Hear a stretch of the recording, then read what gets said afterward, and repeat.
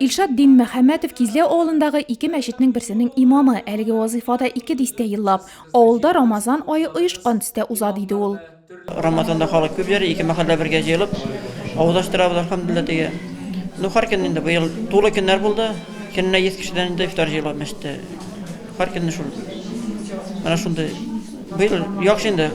Халыкның килүе дә күп һәм халык теләве дә күп инде ифтар мәҗлесе оештырыла. 99 яшьлек Каим агай чарага Чулпан авылыннан кадәр килгән. Кәефе көр, 4 дистә ел дәвамында уразасын калдырмый икән. Бик җиңел бара ураза. Артыгына җитпек алга фикер. Уразаны тоттым. Рамазан ае дәвамында намазларымны мәчеттә укырга тырыштым ди ил агасы. Намазлар таравихка йөрдем. Мәҗлис Коръәннән аятлар уку белән башланып китте. أعوذ بالله من الشيطان الرجيم بسم الله الرحمن الرحيم Быел безнең Рамазан аебыз бик әйбәт үтте. Аллага шөкер, бик актив мөселманнар катнаштылар. Ифтарларда бик күп ифтарлар оештырылды.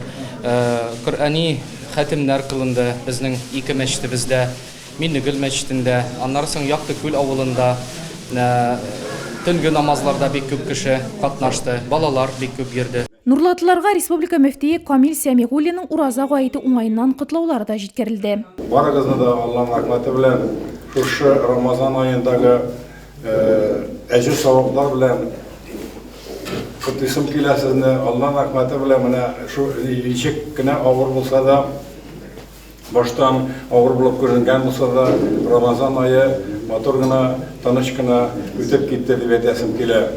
Якташыбыз Нурлатларга үз теләкләрен юллады. Дуа кылам, Аллаһ Тәгаләдән сорыйм, Нурлатыма тынычлык, Нурлатыма бәхет, сәгадәт булсын иде, һәм дә Нурлаттан ки, менә теге низакларда катнашучы якташларыбыз исән-сау кайтсыннар иде. Котлаулар, теләкләр, чакырылучылар бергәләшеп намаз укыдылар, мул сыйлы өстәләр артында авыз ачтылар. Мәҗлис хуҗасы кунакларга сәдакалар таратты, үз теләкләрен җиткерде.